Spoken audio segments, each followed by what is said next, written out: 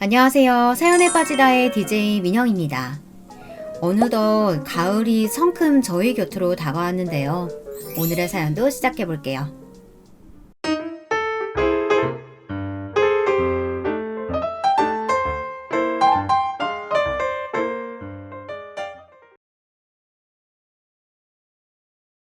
여러분 안녕하세요. 저는 결혼 5년 차의 주부입니다. 저는 당뇨를 가진 부모님 밑에서 태어났습니다. 당뇨는 유전적 질환이 강한 병이라 부모님이 당뇨면 아이는 약 60에서 80%의 확률로 당뇨에 걸린다고 하더라고요. 그래서 그런지 저 역시 아주 어릴 때 소아 당뇨 진단을 받았습니다. 저희 부모님은 당뇨셨으니 항상 참고 인내하는 삶을 사셨고 저 역시 부모님을 따라 참고 인내하는 삶을 살았죠. 저는 부모님을 따라 건강한 식단과 운동을 해야 했습니다. 운동도 안 해본 운동이 없는 것 같아요. 가방에는 항상 언제 찾아올지 모르는 저혈당 때문에 당을 한 번에 끌어올릴 수 있는 음료수 같은 것들이 있었죠. 다른 친구들에게 초콜릿이나 사탕은 간식이었지만 저에게는 생존 키트 같은 물품이었죠. 제가 어릴 때는 소아 당뇨에 대해서 모르는 사람들이 많았는데요. 그래서 항상 이런 말을 듣고는 했습니다. 소아 당뇨? 세상에, 그럼 이런 건 더 먹으면 안 되는 거 아니야? 간식거리보다는 밥을 먹어야지. 이런 거 먹으니까 당뇨에 걸리는 거야. 당뇨? 아유, 그러면 평생 관리해야 하는데 주머니에 사탕이며 초콜릿이며 너 이런 거 많이 먹으면 일찍 죽어. 이런 식으로 말이죠. 물론 저희 부모님께서 몇 번이고 제 소아당뇨는 유전적 질병으로 인해 생긴 거라고 이야기하셨지만 남 이야기 좋아하는 동네 아줌마들은 저희 부모님이 저를 막 키워서 어린애가 벌써부터 당뇨라고 쑥덕거리시고는 했습니다. 지금은 저도 이해하고 있습니다. 다 큰 지금도 종종 그런 소리를 듣고는 하는데 그때의 어른들은 소아 당뇨라는 게 유전적인 게 아니라 제가 간식거리를 많이 먹어서 생긴 거라고 생각하실 수도 있죠. 그래도 요즘은 TV 매체나 유튜브에서 당뇨에 대해 이야기하는 사람들이 점점 늘어나 제 고충을 이해해 주시는 분들도 있습니다. 물론 그 전부터 저의 당뇨에 대해 안타까워하시며 제 주머니에 사탕이나 초콜릿이 떨어지면 넣어주시고 항상 냉장고에 저를 위해 포도주스를 채워주시는 분들도 계셨어요. 바로 저희 시부모님이요. 저와 남편은 아주 어렸을 때 동네 소꿉친구였습니다. 초등학교 때도 같은 반이 됐던 친구였죠. 제 소아 당뇨 사실도 알고 있어서 친구들이 제 사탕이나 초콜릿을 다 뺏어가면 어떻게 알았는지 다른 친구들 몰래 저에게 사탕이나 초콜릿을 쥐어주던 친구였습니다. 남편과는 중학교도 같은 학교를 다니게 됐어요. 비록 남녀 분반으로 진행되었던 학교였지만 그런 것과는 상관없이 저를 챙겨주던 친구였습니다. 하루는 학교 중앙계단을 청소하다 제가 저혈당이 와서 쓰러졌는데요. 그런 저를 업고 양호실까지 데려다주기도 했죠. 항상 어릴 때부터 저를 지켜주고 아껴주던 고마운 친구였습니다. 그런 남편에게 반해서 제가 중학교 때는 남편에게 좋아한다고 졸졸졸 쫓아다녔던 적이 있었지만 남편은 그런 저를 이성으로 보기보다는 동생쯤으로 보고 있었습니다. 남편에게는 동생이 둘이 있었는데요. 첫째 동생인 도련님은 몸이 건강해서 걱정이 없지만 돌아가신 아가씨는 어릴 때부터 몸이 많이 좋지 않았다고 해요. 시어머니 건강이 별로 좋지 않으셔서 조산을 했고 심장이 좋지 않아 아주 어린 갓난아기 시절부터 수술하는 등 일이 많았다고 합니다. 그러다 결국 7살 생일 전 병으로 천사가 되었다고 해요. 그런 동생이 있었다 보니 남편은 저를 보면 여동생이 생각난다며 저를 생각하는 마음은 여동생을 보는 마음이라고 선을 그었죠. 저는 그런 남편의 말에 어린 마음에 상처를 받아 남편에게 되려 틱틱거리기도 했지만 까칠하게 구는 저에게 마냥 상냥한 남편이 좋았습니다.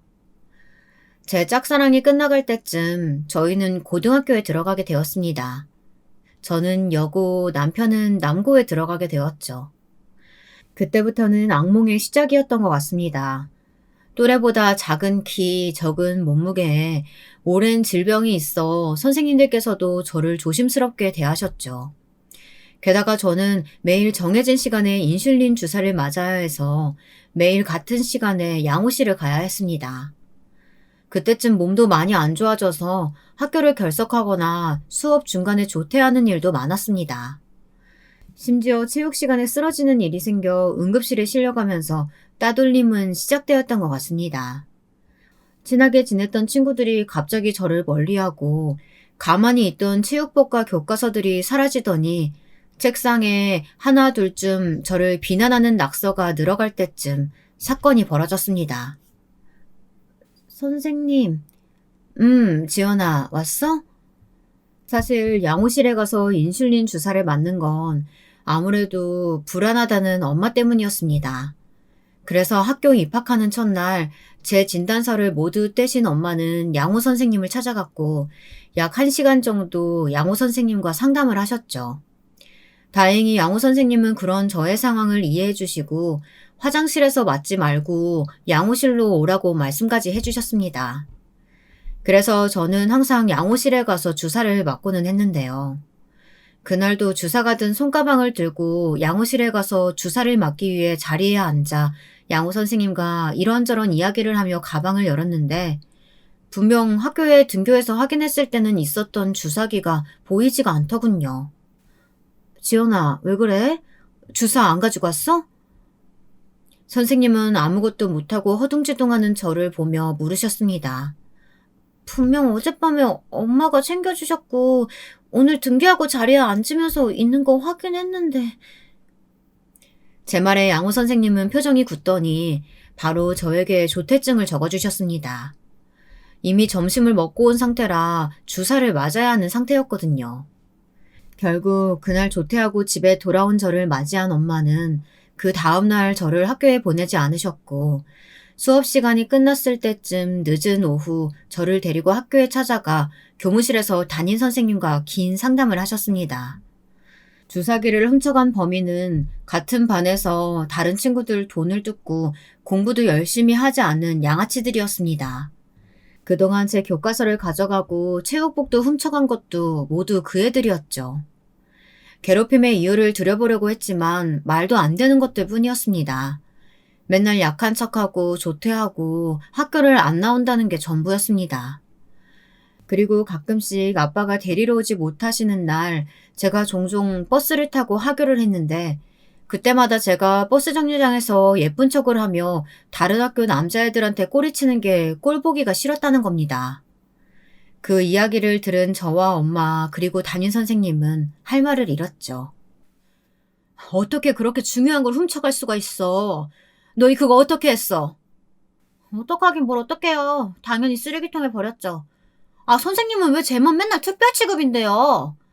맞아요. 체육 시간에도 조금만 힘든 거 하면 자기 힘들다고 맨날 그늘에 앉아있고.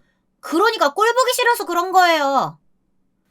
조금만 힘들면 양호실 가고 조퇴하고 그러니까 그런 거라고요. 약한 척은 어찌나 하던지. 그리고 어쩌다 수업 다 듣고 하교하는 날이면 버스 정류장에서 얼마나 끼부리는지 아세요? 선생님은 아무것도 모르잖아요.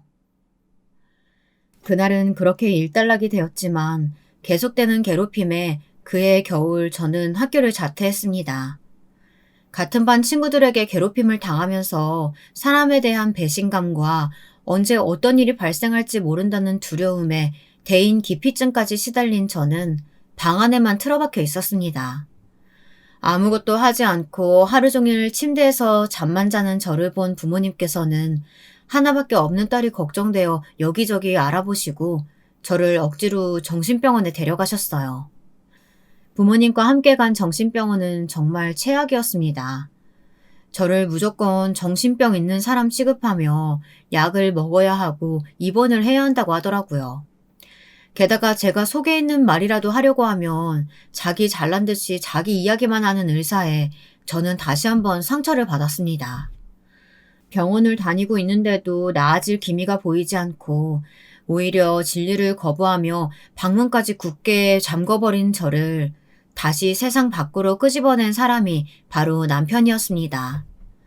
학교를 자퇴해야만 했던 제 사정을 들은 남편은 종종 저를 찾아와 좋은 내용의 소설책이 나왔다며 책을 선물해주기도 했고, 자기 문제집 사야 하니 같이 가자고 하면서 저를 서점에 데리고 가기도 했습니다. 기분 전환해야 한다며 영화관, 도서관도 같이 다녀줬습니다. 시간이 흘러 제가 남편을 따라 다시 세상 밖으로 조금씩 발을 내디딘 걸 본 저희 부모님은 큰 결심을 하셨습니다. 저를 한국에 있는 학교에 다시 입학시키는 게 아니라 유학을 보내는 걸로요. 물론 부모님도 함께 가시고 말이죠. 지금 생각하면 그냥 저희 가족 모두 캐나다로 저 하나 때문에 이민을 가는 거였습니다. 진짜 가는 거야? 가야지. 그동안 고마웠어. 이민 가기 전날 저를 집 앞으로 불러낸 남편은 이별 선물이라며 간식이 든 예쁜 주머니를 선물해 줬습니다. 참 남편다운 선물이 얼마나 웃기던지. 저희 두 사람은 그렇게 헤어지고 메일로 시시콜콜한 이야기를 나눴지만 몸도 멀고 너무 다른 시차에 메일을 주고받는 간격이 멀어졌습니다. 그리고 어느 순간 메일을 주고받는 것도 하지 않게 됐습니다. 시간이 흘러 10년. 제가 이곳에서 대학을 가고 졸업하고 막 사회초년생으로 취업을 해 한참 열심히 일을 하고 있는데 부모님께서 다시 한국으로 돌아가자고 하시더군요. 아무래도 남의 나라에서 일하는데 오는 스트레스와 인종차별에 부모님도 두 손 두 발 다 든 상태였던 것 같습니다. 지금은 어떨지 모르겠지만 그때는 인종차별이 정말 일상이었거든요. 그나마 저희 집이 돈이 있었으니 치안이 좋은 곳으로 왔고 주변에 좋은 이웃들이 있어서 다행이었지. 치안이 조금이라도 좋지 않거나 이웃에 좋지 못한 사람들이 사는 동네였으면 벌써 몇십 번은 더 범죄에 노출됐었겠죠. 물론 저도 처음에는 이곳에 남아 계속 제 커리어를 이어나가고 싶었습니다. 하지만 남의 나라에서 부모님 없이 당장 살아가야 한다는 현실에 수십 번 고민한 저는 한국으로 돌아가기를 결심합니다. 그렇게 저는 길다면 길고 짧다면 짧은 캐나다 유학 생활을 마무리하고 다시 한국으로 돌아왔습니다. 처음 유학을 준비할 때 부모님께서 아예 한국을 떠날 생각은 아니셨는지 전에 살던 집을 팔지 않고 가지고 계셨고 저희 가족은 다시 그 집으로 들어가기로 했습니다. 10년이면 강산도 변한다는 말이 있듯이 그 주변도 많이 개발되고 사라지고 생기면서 제가 알던 동네와는 전혀 딴판이 되어 있었습니다. 심지어 물이 흐르던 하천은 언제 막았는지 그 위에 커다란 아파트들이 자리하고 있더군요. 한국에 돌아와 어릴 때 살던 집으로 들어가니 자연스럽게 옆집에 살던 남편이 생각났습니다. 괜히 싱숭생숭한 마음에 남편과 주고받았던 이메일도 다시 한번 읽어보고 그랬죠. 시차에 적응도 하고 한국 생활에 점점 적응할 때쯤 시부모님께서 저희 집으로 놀러 오셨습니다. 오랜만에 만난 시부모님은 나이를 먹어 노화가 찾아오시긴 했지만 여전히 밝고 인자하신 얼굴이셨습니다. 그래, 우리 지연이 아주 예쁜 아가씨가 됐네. 인기 정말 많겠는걸? 아이고, 제가 지연이야? 세상에, 우리 지연이 밖에서 보면 몰라볼 정도로 많이 컸구나. 어색하게 인사를 드리면서도 내심 저를 잊고 있지 않으셨다는 사실이 좋더군요. 그날 같이 저녁을 먹으며 이런저런 이야기를 하다 남편 이야기가 나왔습니다. 안 그래도 오늘 승환이랑 승진이 데리고 같이 오려고 했었어. 근데 승환이는 일 때문에 못 오고 승진이는 대학교 졸업반이라서 졸업 과제 때문에 같이 못 왔어. 아, 그래. 안 그래도 승환이한테 지연이 너도 같이 한국 왔다고 말했더니 자기 명함을 주더구나. 한번 연락해서 승환이한테 맛있는 거 얻어먹으렴. 이러면서 남편의 명함을 주시더군요. 그 명함이 뭐라고. 남편을 좋아했던 어린 시절처럼 괜히 가슴이 두근두근 거리더군요. 마치 어렸던 그때로 돌아간 것처럼요. 한 일주일은 정말 연락을 해도 되는지 엄청 고민했습니다. 그러다 우연히 밖에서 쇼핑을 하다가 시어머니를 만나게 됐어요. 어지러우신지 벽에 기대어 있으셔서 혹시 위급 상황인가 싶어서 다가갔거든요. 처음에는 누군지도 모르고 그냥 도움이 필요하신 분 같아서 말을 걸었습니다. 저기요, 괜찮으세요? 어디 아프세요? 의식이 있는지 확인하기 위해 다가가 물었다 얼굴을 봤는데 시어머니였어요. 그러니 제가 얼마나 놀랐겠어요. 세상에, 아주머니, 왜 그러세요? 저는 황급히 시어머니를 부축해 큰 거리로 나와 119를 불러 상황을 설명했고 구급차를 타고 보호자 신분으로 같이 병원에 갔죠. 병원에서 여러 검사를 하고 이석증이라고 하더라고요.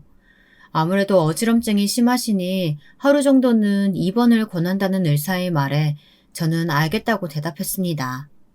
입원을 기다리는 동안 검사 후 지쳐서 의자에 기대어 계시는 시어머니를 보다가 지갑에 가지고 다니던 남편 명함을 꺼내 남편에게 전화를 걸었습니다.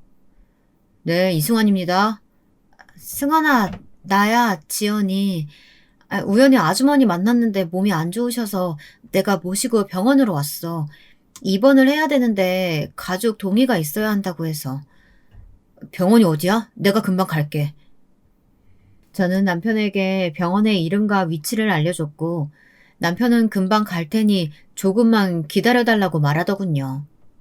얼마 지나지 않아 정말 남편이 병원에 도착했고 저희는 그렇게 10년이라는 시간을 건너 다시 만날 수 있었습니다. 다행히 시어머니는 하루 입원하시고 퇴원하셨고 병원에서 지어오신 약을 꼬박꼬박 드시면서 다시 건강을 찾으셨습니다. 그 일이 있고 종종 시어머니께서는 놀러오라는 말을 여러 번 하셨어요. 물론 어릴 때처럼 옆집에 사는 건 아니었지만 같은 동네였기 때문에 저는 취업 전까지 종종 놀러가서 말상대도 해드리고 같이 점심도 먹고 그랬습니다. 그때쯤만 해도 저랑 남편이랑 아무 사이도 아니었으니까 그럴 수 있었죠. 바쁘게 살았던 캐나다에서와는 다르게 한가한 백수 생활을 즐기고 있던 어느 날 남편에게서 밥을 사주겠다는 연락이 왔습니다. 다행히 너 덕분에 우리 엄마 늦지 않게 병원에 가실 수 있었어. 도움 못 받고 계속 거기 계셨으면 쓰러졌을 거라고 하더라고. 우리 엄마 생명의 은인인데 내가 맛있는 거 사야지. 언제가 좋아? 뭐야, 대뜸 전화해서. 나는 언제든 좋아. 지금 백수 생활 즐기고 있거든. 내가 시간 맞출게. 너 가능한 시간 문자로 보내줘. 제 말에 남편은 정말 자기가 가능한 시간을 문자로 보내줬고 정말 저희는 만나게 되었습니다. 정말 만나서 딱 밥만 먹고 좀 걷다가 헤어졌어요. 남편은 그 다음날 출근을 해야 하기 때문에 술을 마시기도 뭐했거든요. 저는 그게 남편과 보내는 마지막 시간이라고 생각했습니다. 그때 저도 남편에게 관심이 없었고 남편도 저한테 관심이 없을 거라고 생각했거든요. 그런데 끝일 거라고 생각했던 만남이 2번, 3번이 되더니 어느 순간 매주 만나게 되는 거 아니겠어요? 심지어는 크리스마스 당일에도 만나서 놀았으니 점점 더 이 관계가 무슨 관계인지 궁금해지더라고요. 그래서 그냥 남편에게 단도직입적으로 물어봤습니다. 우리 무슨 사이야? 뭐가? 봐봐, 우리 매주 만나고 있잖아. 내가 매주 약속을 잡고 있으니까 매주 만나지. 그리고 크리스마스 당일에도 만났잖아. 응, 내가 크리스마스에 약속을 잡았으니까. 아니, 그러니까 내 말은 무슨 친구가 매주 약속을 잡아서 만나고 연인이나 가족들이랑 함께 보내는 크리스마스에도 1대1로 만나서 노냐고. 그걸 이제야 깨달은 거야? 이 대답을 듣는데 정말 남편 멱살을 잡고 흔들고 싶은 심정이었습니다. 결국 그날 끝을 봐야겠다는 생각으로 남편을 긁고 있는데 그제서야 툭 결혼하자는 말을 하더군요. 우리 결혼하자. 뭐? 세상에 연애도 안 하고 있는데 결혼부터 꺼내는 남자라니. 정말 어이가 없어서 제가 아무 말도 못하고 있자 남편이 씩 웃으면서 제 손을 가져가더니 예쁜 금반지 하나를 제 왼손 약지에 껴주며 그러더군요. 사실 오늘 고백하려고 했었어. 근데 지연이 너가 이렇게 먼저 이야기할 거라고는 생각도 못했다. 너 유학 가고 나는 너 엄청 생각했어. 물론 너는 적응하느라 바쁘고 나도 수험생 생활하느라 자주 연락도 못했고 어느 순간 메일도 끊겨져서 그대로 끝이라고 생각했어. 엄마 통해서 너희 가족 다시 한국에 돌아왔다는 말 들었을 때도 믿기지 않았고. 어, 그러다 널 다시 만났고 알게 모르게 변해져 있는 우리를 생각하니까 함께 보내지 못했던 10년이라는 세월이 너무 아쉽더라. 그래서 그랬어. 매주 만나서 우리가 함께하지 못했던 10년이라는 세월 얼른 만회하고 싶었거든. 치, 바보. 지연아, 앞으로 남은 세월은 영원히 나랑 같이 해줄래? 그렇게 저는 남편의 소박한 청혼을 받았고 저희는 그 다음해 5월 결혼식을 올렸습니다. 저희가 결혼한다는 말에 양가 부모님들은 모두 환영하셨습니다. 심지어 시어머니는 상견례 자리에서 자기가 그때 아팠던 게 마치 이렇게 될 운명이었기 때문에 아팠던 거라면서 어찌나 호쾌하게 웃으시던지. 너희 둘 내가 이어준 거다? 내가 그날 거기서 아파가지고 딱 지연이 마주쳐서 지연이가 승환이 너한테 연락한 거잖아. 그건 맞는데 엄마는 아프면 제발 병원을 가요. 내가 그날 지연이 전화 받고 얼마나 깜짝 놀랐는지 알아요? 어머 얘는. 어쨌든 일이 이렇게 잘 풀렸으니까 됐잖아. 엄마는 이제 멀쩡하고 너희는 이렇게 결혼하고. 어찌나 말을 잘하시던지 결국 저와 남편이 시어머니 덕분에 결혼하는 걸 인정하고 나서야 끝이 났습니다. 저희 부모님도 어릴 때부터 남편이 저를 워낙 잘 챙겼던 걸 아시던 분들이셔서 걱정이 없다고 하시더라고요. 거기다가 정말 친하게 지내시던 시부모님과 정말 가족이 되는 거라고 기뻐하시기도 하셨어요.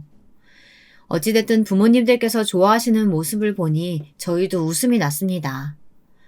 아, 도련님은 남편이 사귀자는 말이 아닌 결혼하자는 말을 했다는 걸 듣고 세상에서 제일 멋없는 청혼이라고 열심히 놀리더군요. 와, 형 진짜 똥매너다. 세상에 나는 매주 누나 만나러 간다고 해서 벌써 연애하고 있는 줄 알았는데.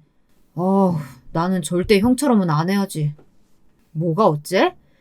아니, 어떻게 좋아하는 여자 입에서 무슨 사이냐고 묻는 질문을 나오게 할 수가 있어? 얼마나 형이 누나한테 목석처럼 굴었으면 누나가 그랬겠어. 어휴.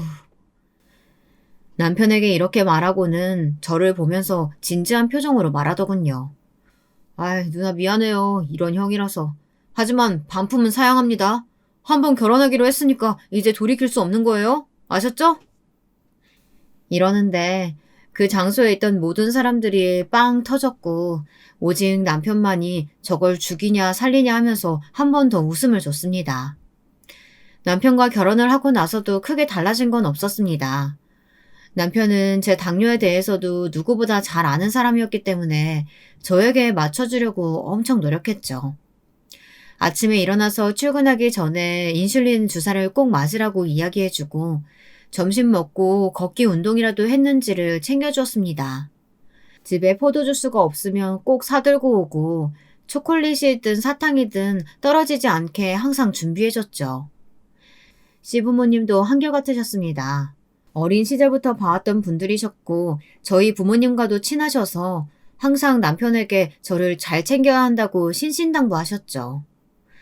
오히려 저희 부모님보다도 저를 챙겨주시려는 마음이 너무 감사했어요. 그래서 저도 시부모님께 잘하려고 노력했고요. 제가 시부모님께 잘하려고 노력하니 남편도 저절로 저희 부모님께 잘하더라고요. 저희 부모님도 아주 어린 시절부터 남편을 봐왔으니 사위보다는 아들처럼 대하셨고요. 정말 완벽한 가족이었습니다. 동서가 들어오기 전까지는 말이죠. 처음에 동서를 봤을 때는 누군지 못 알아봤습니다. 남편이 도련님께 여자친구가 생겼다고 했을 때는 그냥 그런가 보다 하고 생각했어요. 막말로 도련님이 남편보다 인물이 좋았거든요. 시어머님 말씀으로는 도련님이 고등학생 때부터 고백하는 사람들도 많았고 발렌타인데이나 빼빼로데이 같은 날에는 선물도 많이 받아가지고 왔다고 했거든요. 남편 말에 의하면 대학교에 들어가서는 여자친구가 끊이지 않고 있었다고 했으니 저도 도련님이 여자친구가 생겼다는 말에도 그러려니 했거든요. 아무튼 그 여자친구랑 잘 사귀는 것 같았는데 사귄 지 얼마 되지도 않아 지금 결혼 이야기가 나왔나 보더라고요. 도련님이 남편에게 전화해 시부모님께 먼저 인사드리고 저희와 따로 만나자는 연락을 했다고요. 남편은 그 전화를 받고 바로 저에게 점심 먹었냐는 안부 전화를 하면서 이야기를 해줬고요. 그날 밤에 시부모님께서도 도련님이 드디어 여자친구를 소개해준다고 소녀같이 들뜬 목소리로 전화가 왔습니다. 세상에, 맨날 여자친구 생겨도 인사도 안 시켜주고 보여주지도 않던 애가 드디어 여자친구 데리고 온다고 한다. 아유, 너무 기쁜 거 있지? 승환이는 여자한테 관심이 없어서 걱정이었는데 우리 지연이가 떡하니 나타났잖아. 근데 이제 우리 승진이도 결혼할 사람 데려온다고 하니 엄마는 승환이고 승진이고 둘 다 영원히 결혼 못할 줄 알았는데 어디서 그렇게 신부감들을 데리고 오는지. 어머님께서 그렇게 얘기하시니까 벌써부터 동서한테 질투나서 안 되겠는데요? 어머님이랑 아버님이 저보다 동서 더 예뻐하시면 저 완전 삐져버릴 것 같아요. 어떡해요? 제가 웃는 목소리로 이렇게 말하자 시어머니께서는 얼른 목소리를 낮추며 말씀하셨습니다. 아우, 얘는 우리 부부는 당연히 지연이 너가 최우선이야. 얘는 뭐 그런 농담을 하고 있어. 지연아, 엄마는 승환이 승진이보다도 너야. 아무리 예쁘고 싹싹한 애가 내 둘째 며느리로 들어온다고 한들 너만큼 예쁘고 사랑스러울 리 없어. 우리에게 너는 며느리가 아니라 딸이야. 내 배에서 나오지 않았지만 지연이 너는 정말 예쁜 내 딸이야. 우리가 얼마나 널 예뻐하는지 그 누구보다 지연이 너가 잘 알잖니. 이러시면서 단호하게 이야기하시는 시어머니의 말씀에 괜히 눈물이 나오더군요. 저는 눈물을 꾹꾹 눌러 참으며 애써 장난치듯 목소리를 꾸며 말했습니다. 그러면 제가 동서한테 엄청 잘해줘야겠는데요? 동서가 소외받는 데는 생각 들지 않게 제가 잘해줄게요. 아무튼 우리한테는 지연이가 최고니까 그런 생각, 걱정 절대 하지 마렴. 알겠지? 네, 어머님, 알겠습니다. 그렇게 어머님과 전화를 끊고 저는 남편 품에서 조금 울었습니다. 사실 지금은 괜찮아졌다고 해도 고등학생 때 있었던 친구들의 배신이나 따돌림이 아직도 제 마음 한켠에 자리 잡고 있었거든요. 새로운 가족이 돌아온다는 기쁨과 그 새로운 가족으로 인해서 제 자리가 위태로워질 수도 있다는 불안감 때문에 동서가 생긴다는 게 마냥 기쁘지 않았습니다. 시어머니께서도 그런 제 마음을 알고 계셔서 그런지 저의 불안을 잠재워 주시기 위해 그런 말을 하셨을 거라고 생각하니 눈물이 멈추지 않더군요. 완전 울보야, 내 마누라. 그런 저를 남편이 어화둥둥 해주며 달래주는데 그거에도 눈물이 나서 어찌할 바를 몰라 했습니다. 그러자 남편은 저에게 병원에 한번 가보는 게 어떨지 조심스럽게 말하더군요. 우리 한번 병원에 가볼래? 병원? 무슨 병원? 저는 남편의 말에 정말 순수하게 다시 물어봤습니다. 그러자 남편은 긴장을 했는지 잠깐 숨을 고르더니 다시 말하더군요. 감기에 걸리면 내과에 가는 것처럼 당신은 아직 학창시절에 다쳤던 마음이 아직까지 아픈 거니까 상담센터라도 한번 가보는 게 좋을 것 같아서. 저는 남편의 말을 듣고 표정이 굳는 게 느껴졌습니다. 고등학교 자퇴하고 부모님이 억지로 데려갔던 정신병원이 떠올랐거든요. 제 표정을 읽은 남편이 서둘러 다음 말을 하더군요. 그때랑 지금이랑 여러 가지가 변했잖아. 지연이 너가 병원 다녔을 때는 정신병원이라는 단어 자체가 그 시시하고 무조건 숨겨야 하는 걸로 취급하던 시대였으니까. 그 당시 의사들도 마음에 깊은 상처 있는 사람들을 어떻게 대해야 하는지 몰랐던 거야. 하지만 지금은 TV에 나오는 연예인들도 자기 병 숨김없이 말하는 사람들이 늘어났잖아. 그렇지. 그리고 내 후배 중에 상담센터 다니는 후배들도 많더라고. 내가 잘 찾아볼 테니까 나 믿고 한번 가보는 게 어떨까? 물론 여보가 싫다고 하면 어쩔 수 없지만 나는 나를 믿고 한번 가서 여보 상처 치유되는 것도 좋을 것 같아. 남편의 말에 저는 진지하게 한번 고민해보겠다고 이야기했습니다. 물론 어린 시절 병원에서조차 겪어야 했던 상처들이 사라진 건 아니지만 남편이 저렇게 이야기하고 정말 사회적인 인식이 많이 바뀌었으니 한번 가보는 것도 나쁘지 않을 것 같다는 생각이 들었거든요. 사실 저의 내면은 아직도 어린아이인 것 같다는 생각을 많이 했습니다. 쉽게 울고 쉽게 짜증도 냈다가 금방 풀리지 않는 저를 보며 어린 시절의 상처를 안고 몸만 큰 것 같다는 생각을 항상 하고 있었는데 이번 기회에 털어내고 조금 더 새로운 사람이 됐으면 좋겠다는 생각이 들어 저는 용기를 내 상담센터에 가기로 했습니다. 여보, 나 한번 가볼게, 상담센터. 나도 내 마음 치료하고 앞으로 한 발자국 더 나아가 볼래. 그럼 나랑 같이 가자. 내가 데려다 줄게. 남편은 제게 함께 가자고 권했지만 저는 괜찮다고 했습니다. 처음부터 끝까지 저 스스로 해보고 싶었거든요. 물론 처음에는 낯선 곳에 간다는 것에 두려움도 있었지만 혼자 해내고 싶어 남편에게도 혼자 가겠다고 했습니다. 처음 방문한 센터는 제가 생각했던 것과는 전혀 다르더군요. 딱딱한 의자가 아닌 푹신한 의자에 편안한 분위기, 긴장했던 마음을 편하게 만들어 주었고 무엇보다 의사 선생님께서 제 말을 끝까지 경청해 주시는 게 제일 마음에 들었습니다. 첫 진료가 끝나고 제가 걱정되는 마음에 데리러 온 남편에게도 아주 좋았다고 말했습니다. 오늘 첫 진료했는데 어땠어? 별로면 내가 다른 곳 알아볼까? 아니, 좋았어. 처음에는 낯선 곳이니까 조금 불편했는데 의자도 푹신하고 분위기도 좋아. 나 담당해주시는 선생님도 좋은 분인 것 같아. 고등학생 때는 나를 그냥 정신병자로 몰아갔었는데 여기 선생님은 그냥 조용히 내 이야기를 들어줬어. 진짜 그냥 친구한테 하는 것처럼 말이야. 좋은 선생님이신 것 같네. 다음 진료도 여기서 받아볼래? 다른 곳으로 옮기고 싶으면 언제든 말해. 내가 여기저기 알아봤는데 여기 말고도 다른 곳도 좋은 곳 많아. 아니, 나 벌써 다음 상담 예약도 잡고 왔어. 옮기고 싶으면 언제든지 말할게. 남편은 고개를 끄덕이면서 오늘은 맛있는 거 먹으러 가자고 했고 저도 오랜만에 밖에서 먹고 산책하고 들어가자고 말했습니다. 시간이 흘러 상담센터를 다니는 것에 익숙해지고 마음의 무게를 점차 줄어갈 때쯤 도련님이 남편에게 여자친구를 소개해주고 싶다며 연락을 했습니다. 나는 당신이랑 가는 게 제일 좋지만 당신이 조금 부담스러우면 나 혼자 다녀올까? 아니야. 나도 가서 보고 싶어.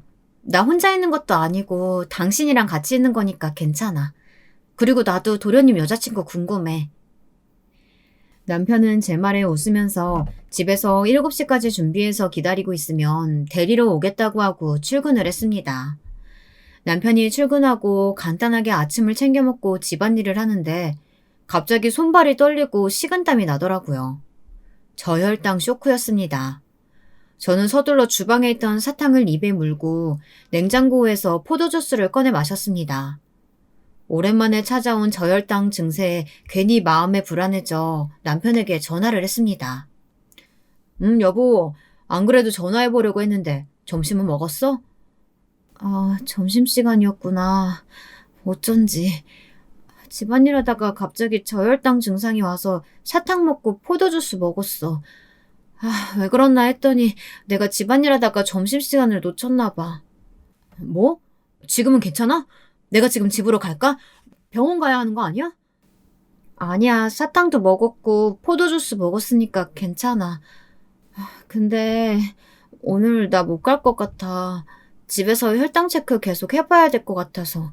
미안해서 어쩌지? 도련님한테는 나도 간다고 얘기했지. 됐어. 나는 승진이보다 당신이 중요하니까 그런 걱정하지 말고 집에서 혈당 체크하면서 혹시 병원 가야 할 것 같으면 바로 나한테 연락해. 알았지? 승진이한테는 당신이 같이 갈 수 있을 것 같다고 하긴 했었는데 그거야 내가 잘 이야기하면 되는 일이야. 승진이도 당신이 당뇨 때문에 엄청 고생하는 거 아는 녀석이니까 너무 걱정하지 말고. 알았지?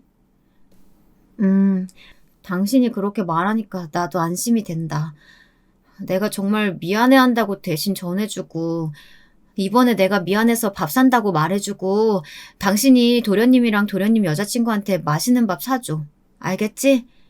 이번엔 정말 내가 미안해한다고, 다음에 우리 집에 한번 초대하겠다고 꼭 말해주고. 고마워. 남편은 알겠다고 하면서 얼른 밥 챙겨 먹고 혈당 체크해서 자기한테도 알려달라고 하고는 전화를 끊더군요. 저는 남편과 전화를 끊고 시계를 확인했더니 정말 점심시간이 지나가고 있었습니다. 정신없이 집안일에 몰두했더니 시간 가는 줄 몰랐거든요. 사실 당뇨는 혈당과의 싸움이라서 정해진 시간에 주사를 맞는 것도 중요하지만 꼬박꼬박 밥을 챙겨 먹고 혈당 체크를 하는 것도 중요하거든요. 가끔씩 밥 시간을 놓친 적은 있었지만 이렇게 손발이 떨리고 심장이 두근거리고 식은땀이 난 건 처음이라 괜히 마음이 조급해지더군요. 저는 서둘러 밥을 챙겨 먹고는 혈당을 체크했습니다. 다행히 혈당이 정상 수치로 나오더군요. 그날 저녁 남편은 도련님과 도련님 여자친구와 짧은 시간을 보내고 집으로 왔습니다. 오자마자 몸은 어떠냐고 묻는 남편의 말에 저는 괜찮다고 말하면서 남편에게 물어봤죠.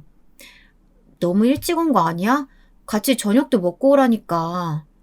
됐어. 승진이랑 재수씨도 이해해줬어. 당신 고생하는 거야. 우리 집 식구라면 모를 리 없고 재수씨한테는 자세하게는 말하지 않았는데 당신 몸이 안 좋다고 하니까 바로 이해해줬어. 회사 근처 카페에서 잠깐 이야기했고 다음에 우리 집에 초대한다고 했으니까 그때 천천히 다시 이야기하면 되는 거야. 그리고 막말로 우리가 재수씨랑 사는 게 아니라 승진이랑 재수씨랑 사는 거고 결혼한다고 해도 우리랑 얼마나 본다고. 그래. 내 걱정해서 빨리 와줘서 고마워, 여보. 저는 그렇게 말하고 남편을 꼭 끌어안아줬고 남편도 저를 안아주고는 저녁은 먹었냐고 물어보더군요. 저녁은 먹었어? 혈당은 체크해봤고? 저녁도 대충 먹었어. 혈당 체크도 해봤고. 정상 수치였어. 아무래도 점심시간 놓쳐서 그랬나 봐.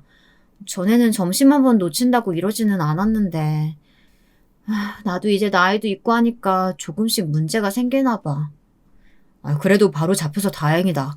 당신 다음에 당뇨약 처방 받을 때 나랑 같이 가자.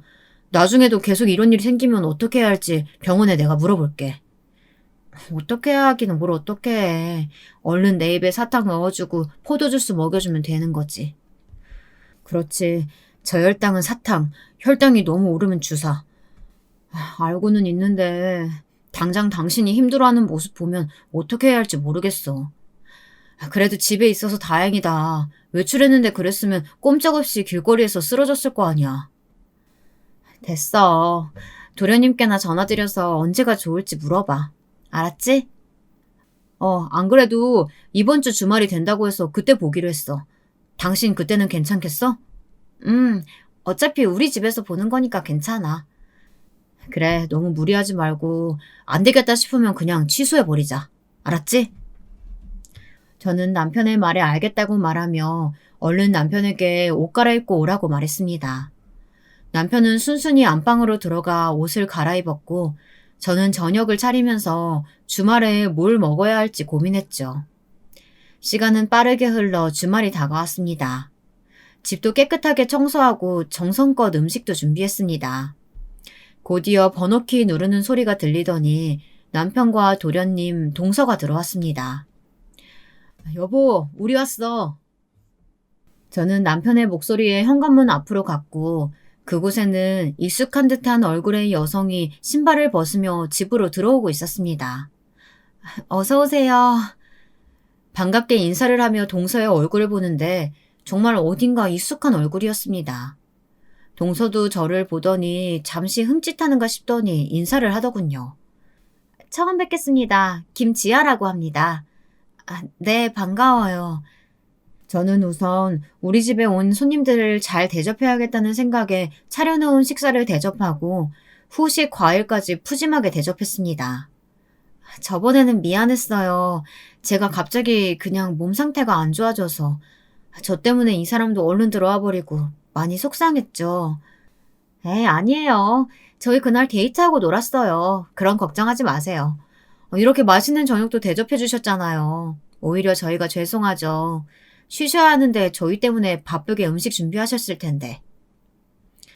화기애애한 분위기 속에서 여러 이야기가 나왔습니다. 그러면서 문득 느껴지는 기시감에 기분이 묘해지더라고요. 동서와 도련님이 가고 뭔가 찝찝함을 느낀 저는 남편에게 동서에 대해 이것저것 물어봤습니다. 동서 말이야, 도련님이랑 동갑이야? 아니, 우리랑 동갑이래. 둘이 일하다가 만났다고 하던데. 일하다가? 같은 회사인가 봐? 같은 회사는 아니고 협력회사였는데 같이 프로젝트 하다가 눈 맞았다고 하더라고.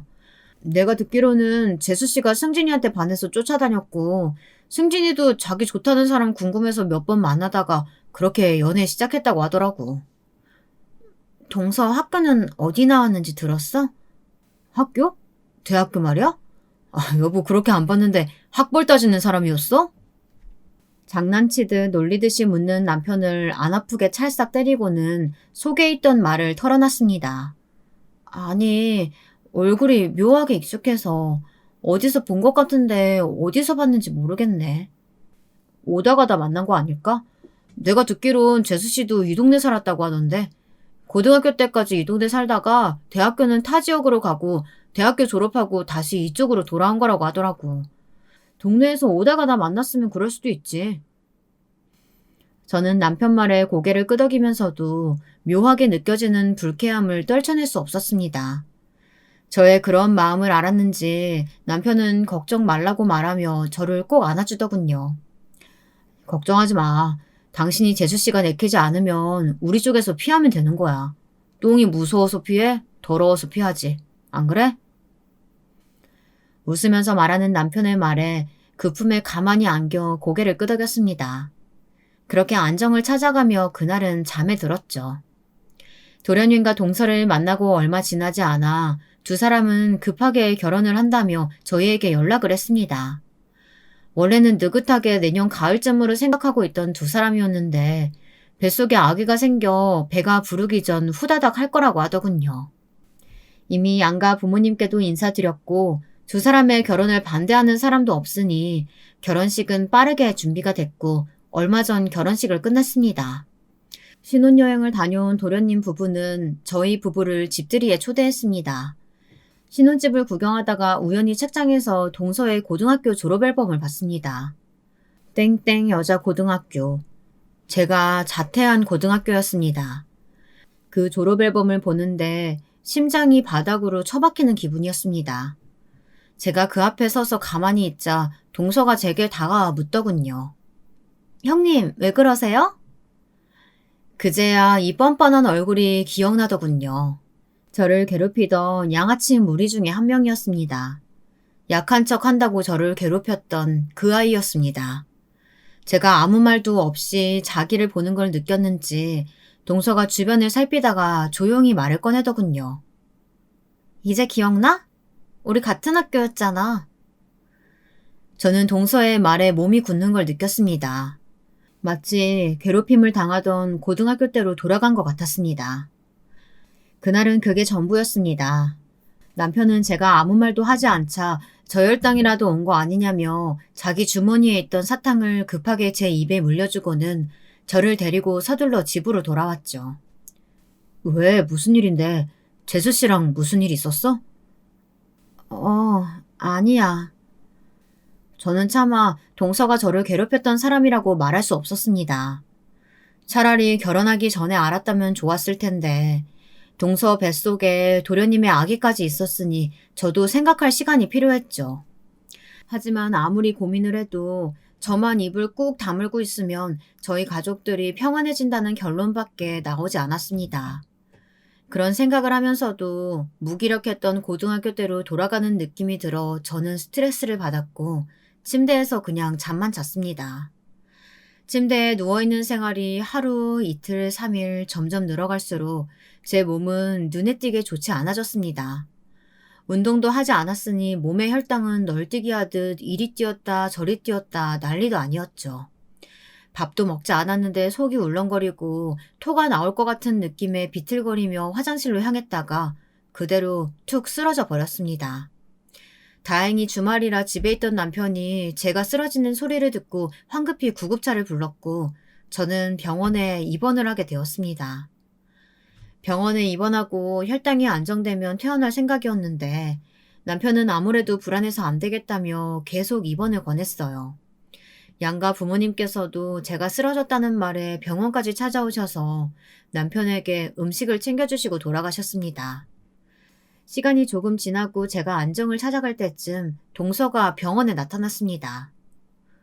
넌 진짜 변한 게 하나도 없구나. 뻔뻔하게 부른 배를 붙잡고 온 동서는 깔깔거리면서 힘없이 앉아있는 저를 내려다보며 말했습니다. 여전히 약한 척 꾀병 부리면서 주변 관심 받는 거 좋아하는 관종기. 아직도 버리지 못했나 봐? 뭐? 내가 지금 꾀병이라는 거야? 그럼 이게 꾀병 아니고 뭐야? 병원복 입고 누워있다고 다 아픈 거니? 내가 지금 누구 때문에 이렇게 됐는데 말도 안 되는 너희 억지 때문에 내가 학교도 자퇴하고 도망치듯 한국 떠나고 아직도 과거에서 허우적거리는 게 다 누구 때문인데. 누구 때문이긴 누구 때문이야. 아직도 멍청하게 약한 척 꾀병 부리는 너 자신 때문이지. 어디서 내 핑계 대고 난리야. 야, 꾀병 그만 부리고 일어나. 나 따라서 태어나고 네가 그렇게 자랑하는 네 요리 솜씨로 시부 생일상이나 차려. 이러면서 저한테 달려들려고 하는 거 아니겠어요. 제가 아무런 반항도 못하고 머리채가 잡히는 순간 문 쪽에서 시아버지의 목소리가 들렸습니다. 고얀 거 당장 안 떨어져?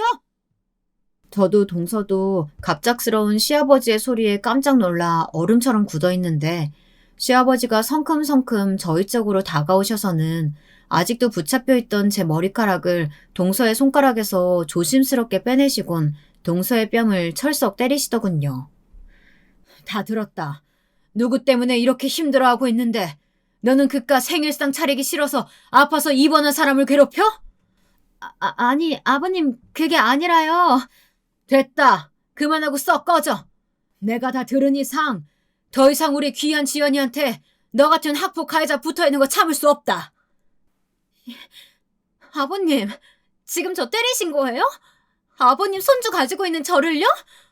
저 이거 신고할 거예요. 신고해라.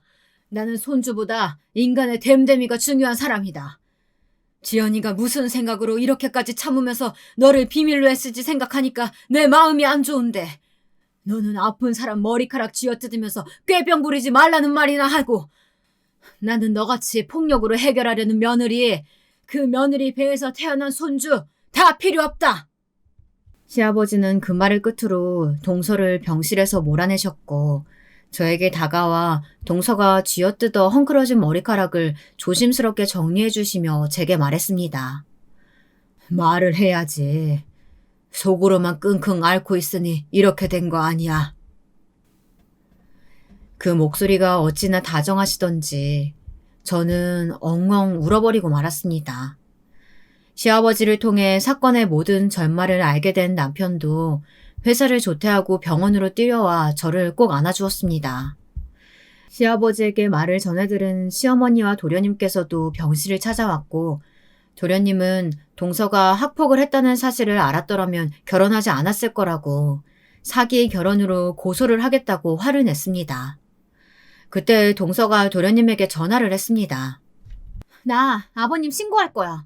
어떻게 자기 손주 가지고 있는 나를 때릴 수가 있어? 얼마나 큰 목소리로 말하는지 핸드폰 너머의 소리가 쩌렁쩌렁 울리더군요. 그 말을 들은 저는 어이가 없어 저 역시 동서를 고소하겠다고 소리쳤습니다. 아버님 고소하기만 해봐. 나도 똑같이 할 거야. 너가 먼저 가만히 있는 내 머리에 쥐어뜯었잖아. 제 목소리를 들었는지 전화는 곧바로 끊겼고 그 다음날 시댁으로 동서의 부모님이 쳐들어와서 여기가 임신한 며느리 뺨 때리는 시부모가 사는 집이냐고 동네 시끄럽게 소리를 질렀다고 합니다. 동서 하나 때문에 평화로웠던 저와 시댁이 초토화가 된 거였죠. 저희 시부모님은 침착하게 경찰에 신고를 했고 동서의 부모님은 경찰과 함께 가면서 동네에 떠나가라 시끄럽게 소리를 질렀다고 합니다. 한바탕 난리가 난 동네에 시부모님께서는 집에 있었던 사정을 간단하게 이야기하며 동네 시끄럽게 해서 죄송하다며 떡을 돌리셨습니다. 동서가 정말로 시아버지를 폭행으로 신고할지 모른다는 생각에 저와 남편은 그날 병실 CCTV를 확보했습니다. 도련님은 정말 동서에게 이혼하자며 소장을 보냈지만 뱃속의 아기 양육권 때문에 시간이 좀 걸린다고 하더군요. 도련님께서는 친권과 양육권을 모두 가져오고 싶다고 하셨지만 일이 어떻게 될지는 모르겠다고 하더군요. 저는 퇴원을 하고 저희 집이 아닌 친정으로 요양을 왔습니다. 이것도 시부모님께서 먼저 권하신 거였어요.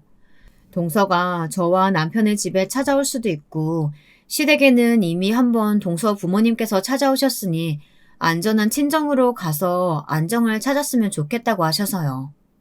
남편도 당분간은 그랬으면 좋겠다고 해서 저는 지금 친정에서 양가 부모님과 남편의 사랑을 받으며 요양하고 있습니다. 최근에 있었던 일을 상담센터 선생님께 말씀드렸더니 마음에 있는 것들을 말로써 털어내는 연습을 하는 게 좋을 것 같다고 하시더군요. 말이 어려우면 글이라도 써서 털어내는 게 어떠냐는 물음에 조심스럽게 사연을 적었습니다. 끝까지 들어주셔서 감사합니다. 지금 제가 여러분께 소개해드릴 사연은요, 정말 극적인 일을 겪으신 분께서 보내준 이야기입니다. 중년의 여성 사연자분께서 담담한 심정으로 적어 내려가셨다는 이번 사연, 여러분께선 어떻게 들어주실지 궁금하네요. 사연에 빠지다 지금 바로 출발해 볼게요. 안녕하세요. 제가 작문을 해본 경험이 정말 드물어서 과연 어떻게 적어야 맞는 방식일지 감도 안 잡히는데요. 그저 있었던 일들을 적으면 된다는 안일한 태도로 그냥 한번 적어볼게요. 유튜브 많이들 보시죠? 저도 굉장히 자주 보는 편입니다. 특히나 사연에 빠지다 같은 재미있는 채널을 알게 된 이후로는 사연을 접하는 것에 푹 빠져 있네요. 한번 몰입해서 영상을 보기 시작하면 몇 시간이 훌쩍 가버리지 않으시나요? 저는 그렇게 되더라고요. 그래서 저는 이 행위를 시간 도둑이라고 부르곤 한답니다.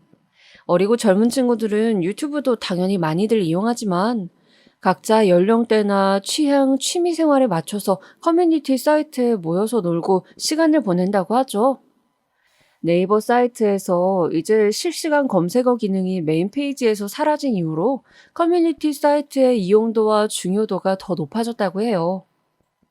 이제 어리고 젊은 사람들이 그런 곳에서 정보를 공유하고 정치나 연예계 이슈들을 빠르게 논하는 것입니다.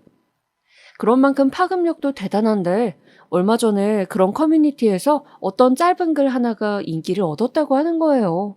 그 글 하나를 두고 댓글이 수백 개가 달렸고요. 그 짧은 글의 내용인즉슨 이러하였습니다. 나는 한의원을 잘 안 가서 몰랐는데 20대들도 의외로 한의원 좋아하는 사람 많더라. 가는 이유 중에서 한의사들은 내가 아프다고 해도 무시하지 않고 친절하게 들어줘서 좋다고 이유를 든 사람들이 그렇게나 많았다. 젊은 20대가 이럴 정도면 더 나이 들고 자기 증상 빠르고 명쾌하게 설명하지 못하는 노인들은 오죽하겠나? 한의원에 왜 그렇게 노인들이 많은지 그 말 한마디로 이해했다. 이런 내용들이었는데요. 댓글들은 맞다, 공감한다, 괜히 한의원이 안 망하는 게 아니다 라고 동조하는 의견들 뿐이었어요. 아, 이걸 보고 나서 얼마나 웃음이 나고 자꾸 머릿속에 생각이 나던지요. 제법 맞는 말이라는 생각이 들었습니다. 저는 다름 아닌 그 글 속에서 주체로 언급된 한의원과 밀접한 관련이 있는 사람이었으니 말입니다. 미래의 한의사가 될 것도 모르고 그저 시골 똥강아지로 살았던 유년 시절이 있었습니다. 저는 고향이 경상도인데요. 고령이라는 아주 깡촌 시골 동네에서 태어나고 자랐어요. 집 형편이 결코 넉넉하지 않았던 것으로 기억합니다. 가난했었기에 정체불명의 잡곡들을 모아다가 항상 밥을 지어 먹었던 기억이 나고요. 그래도 그것도 식량이랍시고 또 귀한 식구들 먹일 거라고 어머니는 늘 정성을 다해서 끼니를 준비하셨던 분이었어요. 내 새끼들, 얼렁 이리 와. 엉덩이 붙이고 밥 먹어라. 기껏 차린 밥 식는다? 어머니께서 그렇게 외치시면 밥상 앞으로 쪼르르 달려갔던 어린 삼남매. 저는 위로 오빠가, 아래로는 남동생이 있었습니다. 저는 중간에 낀 둘째로서 유일한 딸내미였죠. 제가 혼자 딸이었단 대목을 소개해드리다 보니까 갑자기 떠오른 건데요. 노인분들께서 한의원에 와서 한의사한테 이런저런 얘기하고 가끔은 동네 사랑방 분위기들도 내시거든요. 저는 그 언제인가 할머니 환자분께 이런 얘기를 들었던 적이 있었네요. 온몸이 안 쑤신 데가 없고 잠을 자려고 누워도 몸이 아프고 일어나려고 앉아도 몸이 아파요. 아휴, 아무래도 내가 벌을 받은 것 같아. 내가 우리 큰딸을 그렇게 못살게 굴었었거든. 큰딸을 혼내서 내 아들들한테 더 잘해주려고. 큰딸한테 항상 그랬어요. 네 오빠를 하늘같이 알고 모시고 네 남동생을 상전으로 여기며 함부로 굴지 말라고.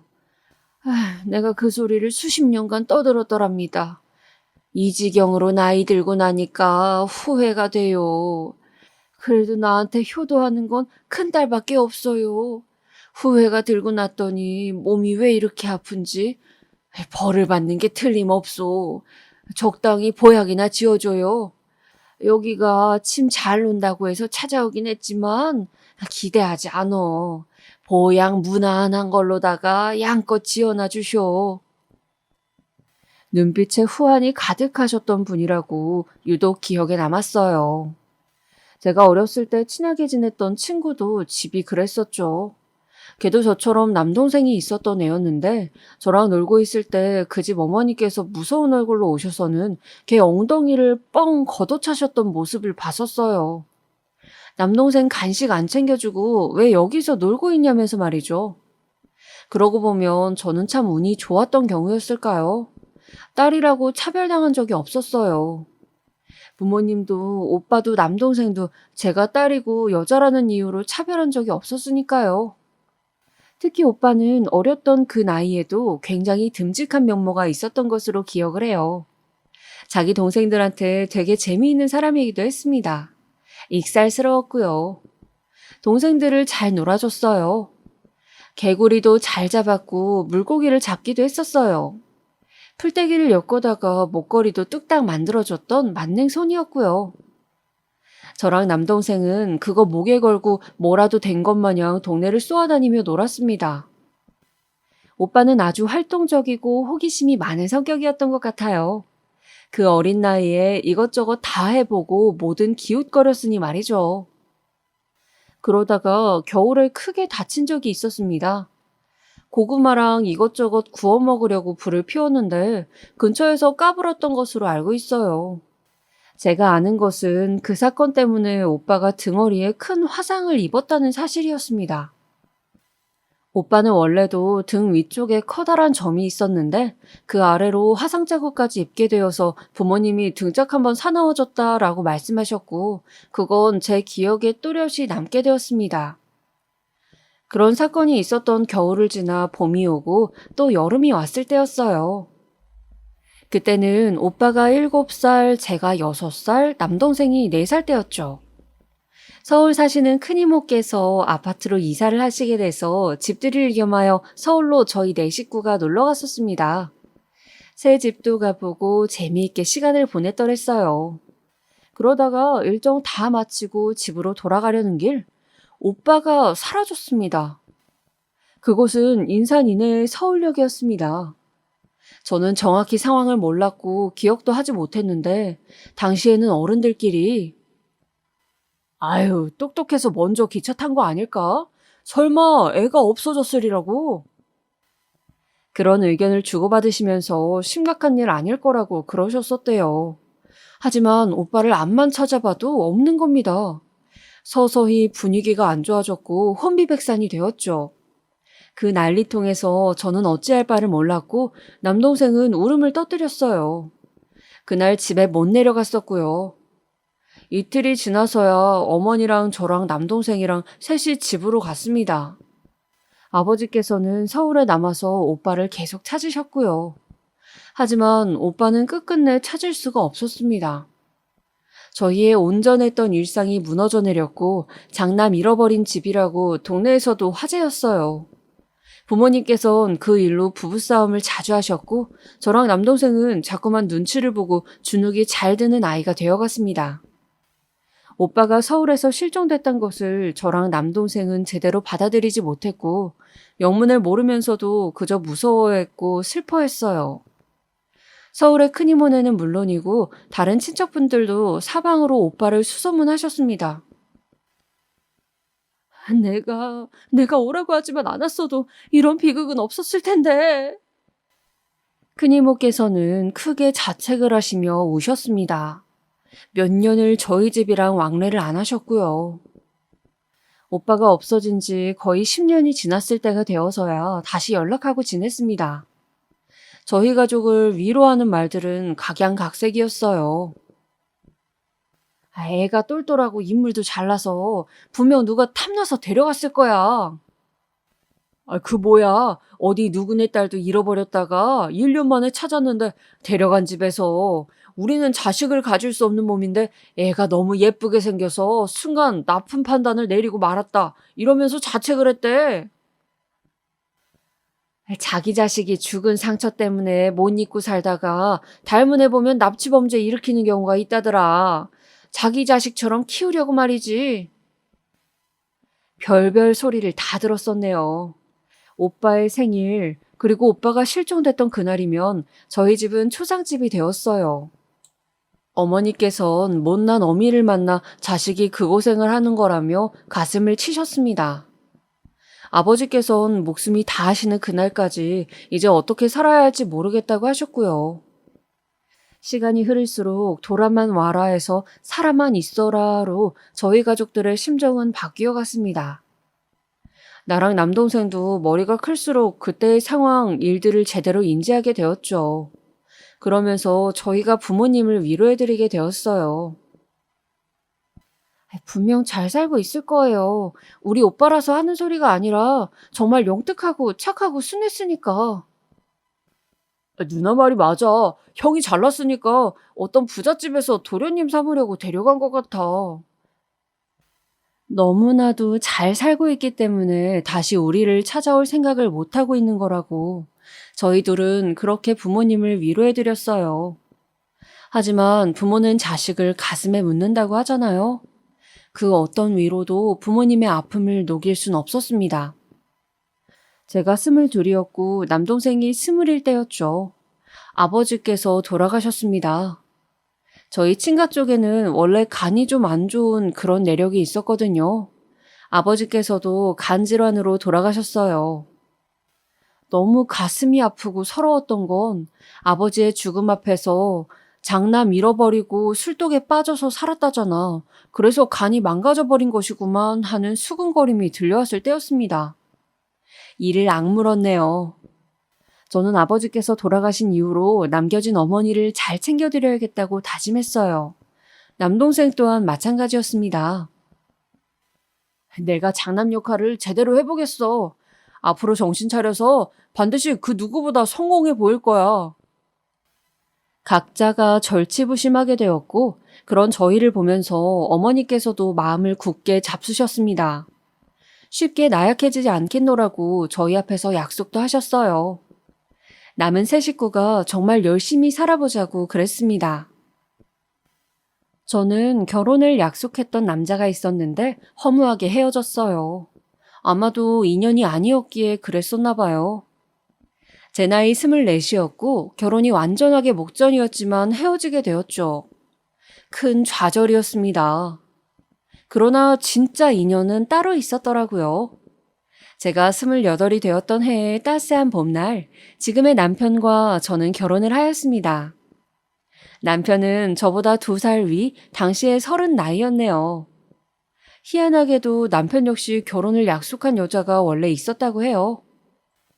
그런데 그 여자가 전에 만났던 옛 남자를 잊지 못하고 바람을 폈었던 것이죠. 그 옛 남자는 이미 결혼한 후였다는데 그걸 알게 된 남편이 배신감에 헤어지게 되었다고 합니다. 그 후로 인간 불신에 걸려서 방황까지 했다네요. 주변에서 선이라도 보라고 하도 그래서 마지못해 선을 봤었지만 내키지 않았대요. 그러다 혼자 사색에 잠겨있던 커피숍에서 저를 만났던 겁니다. 아니, 만난 게 아니라 정확히는 본 것이었죠. 수첩에다가 공부할 거리를 끄적이며 커피를 마시고 있던 저를 발견했는데 자꾸만 눈길이 가더래요. 수수하고 반듯해 보이는데 가끔씩 찡그리는 미간 속에 신중한 열정이 엿보였다나 뭐라나? 남편은 그날 후회를 했다고 합니다. 말이라도 걸어볼 걸 그랬나? 나답지 않게 시선을 빼앗긴 상대였는데. 후회가 돼서 다음에 다시 그곳을 갔지만 저를 만나지 못했죠. 그 다음에 또 갔을 때도 마찬가지였어요. 아쉬운 마음으로 짧게 스쳐간 사람이었구나 하면서 커피숍을 나서는데 그 순간 저를 마주친 거예요. 남편은 망설임 없이 입을 열었죠. 너무 갑작스러운 거 알지만 제가 커피 한 잔 사드려도 되겠습니까? 그때 저는 아무 생각도 없이 커피숍으로 향했을 뿐이었어요. 출입구에서 마주친 남자가 대뜸 그래서 얼마나 놀랐었는지 모릅니다. 하지만 저를 보면서 반색을 하며 그러는 남자에게 호기심이 갔어요. 마주 앉아서 커피를 마셨습니다. 저는 살면서 그런 식의 관심을 받아본 게 처음이라 신기하기도 했고 부끄럽기도 했는데요. 싫지는 않더라고요. 그렇게 만남이 시작되었고 서로가 너무 좋아져서 결혼까지 했어요.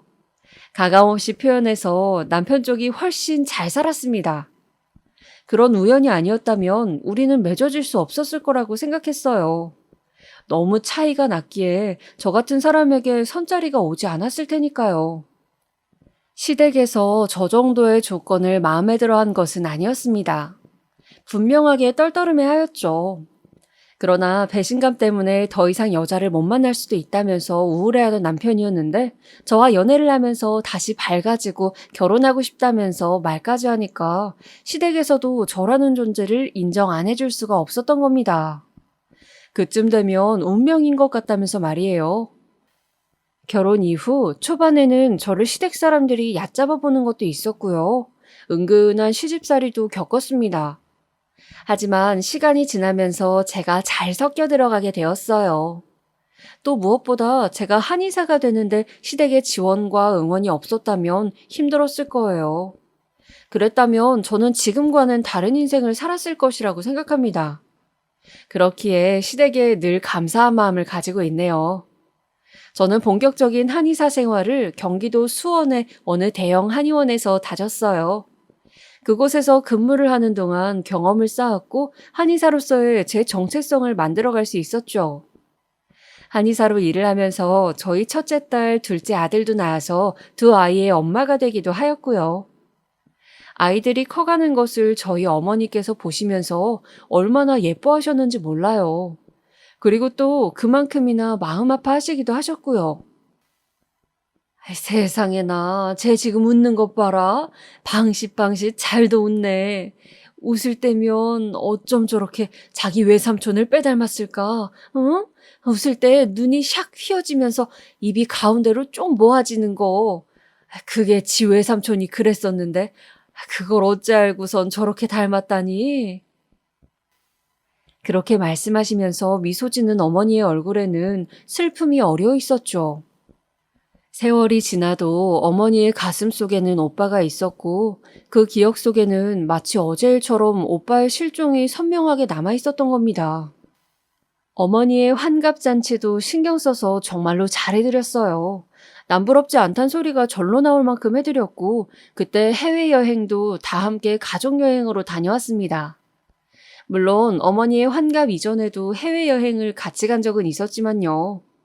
모처럼 동남아 말고 더 멀리 모시고 갔었는데 엄청 좋아하시면서도 오빠 얘기를 거론하셨더랍니다. 세상이 참 좋아졌어. 우리나라뿐만 아니라 세계의 어느 곳을 가도 다 발전이 되었네. 우리가 사는 이 세상이 이토록 화려하고 끝도 없이 넓은 것을 그 애도 보고 살았을까? 분명 그랬을 테지. 지금 이 순간도 잘 살고 있을 거야. 분명 그래야만 할 텐데. 좋은 곳에 가면 어머니께서는 늘 오빠 생각부터 나셨던 것 같습니다. 저는 한의사로서의 경력을 꽤 쌓은 뒤로 개원을 준비하게 되었습니다. 제가 차리고 싶다는 꿈은 늘 있어 왔거든요. 드디어 개원 준비에 돌입하게 되었을 때 어머니께서 쓰러지셨어요. 응급처치는 빠른 편이었으나 예후가 좋지 못했습니다. 끝내 회복을 하지 못하셔서 모든 가족들은 자연스레 마음의 준비를 하게 되었죠. 어머니께서는 저랑 단둘이 있을 때 저에게 이런 말씀을 남기셨어요. 선하게 살고 남을 위해서 살아라. 지금은 오직 그 말뿐이다. 제가 울음을 참으면서 그냥 고개만 끄덕거렸어요. 잠시 숨을 고르셨던 어머니께서는 고심이 역력하신 표정으로 이런 말씀을 덧붙이셨습니다. 그리고 네 오빠를 생각해다오. 잊지 말고 늘 있는 일 없도록 언젠가는 네 오빠를 다시 만나서 남매가 셋이 잘 지냈으면 하는구나. 네 오빠를 꼭 찾아야 할 텐데. 내 아들아. 부디 내가 올라가는 하늘나라에 네가 없어야 한다. 제발 그래야만 한다. 그런 어머니 앞에서 저는 연신 눈물을 삼켰고 반드시 그러겠노라는 말씀 또한 드렸습니다. 어머니는 그래도 정말 다행이었던 것이 제가 개원하는 곳을 눈으로 직접 보시고 나서 돌아가셨어요.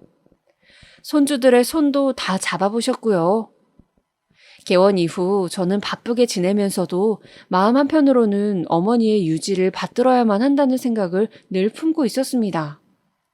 개원 초기에 복통을 겪었던 한의원 운영이 안정의 궤도로 접어들자 저는 한의원 이미지에도 도움이 될 겸 해서 봉사를 다녀보기로 결정을 하게 되었어요. 부끄러운 사실입니다만 저는 그 이전까지는 봉사활동을 해본 역사가 없었어요. 전혀 해본 전적이 없으니 봉사를 어떻게 시작해야 할지도 몰랐는데 지인을 통해서 봉사일을 소개받게 되었습니다. 내가 경로당의 어르신들 각종 푸념을 들어드리러 가거든. 거기부터 같이 가보는 게 어때? 지인의 제안에 흔쾌히 응했습니다. 내심 괜히 한다 그랬나 싶어서 처음에는 부담감을 안고 따라갔었는데요. 이것저것 상담을 해드리는 것만으로도 어르신들께서 너무 좋아하시는 겁니다. 의사 양반들이 이런 곳까지 찾아와서 이야기를 같이 나눠준다는 것 자체가 영광이라면서 한박 웃음들을 지으셨어요. 그 모습이 제 눈에는 맑고 순수해 보였어요. 그때 저는 보람이라는 것을 느꼈습니다.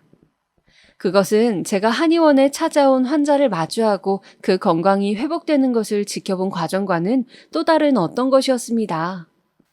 보람으로 인해 저는 행복해지기도 했고요. 꾸준히 그 어떤 형태의 봉사라도 다녀야겠다는 결심을 하게 되었네요. 그때로부터 몇 달 뒤에는 저는 어쩌다 보니까 침 놓는 봉사까지 겸하고 있었습니다. 어느 날은 KBS의 어떤 다큐멘터리에서 본 적이 있었던 서울의 오래된 쪽방촌으로 봉사를 갔었어요. 저랑 지인만 찾아간 규모는 아니었고요. 사실 대대적으로 봉사단을 꾸려서 간 것이었고 그래서 마치 봉사활동이라기보단 그냥 행사에 가까웠습니다. 전문 사진기사도 저희를 따라와서 사진을 여러 장 찍었고요. 주된 상담은 다른 분들이 하셨고 저는 결리는 곳이라든지 하는 데가 특별히 있다고 하시는 몇 분에 한해서 침을 놔주는 역할을 그냥 맡았습니다. 제 앞에 어떤 운명이 따리를 틀고 있는지도 모르고 태어나기 짝이 없었네요. TV에서 보던 것보다 쪽방촌들이 집마다 모양이 정말 가지각색이고 초라하단 생각이나 하고 있었더랍니다. 그러다가 어떤 분의 순서가 되어서 제가 침을 놔주게 되었어요. 할아버지라고 부르기엔 죄송하지만 그렇게 보이시는 분이셨습니다. 상담을 위시한 짧은 대화를 나눈 끝에 그분에게는 등에다가 침을 놔주기로 하였습니다. 쪽방촌에는 엄청난 사연을 가지신 역사의 산 증인 같으신 분들께서 정말 여러 계셨으나 그분 역시도 만만치 않다는 생각을 했었어요. 왜냐하면 본인을 암 환자라고 소개하셨기 때문입니다.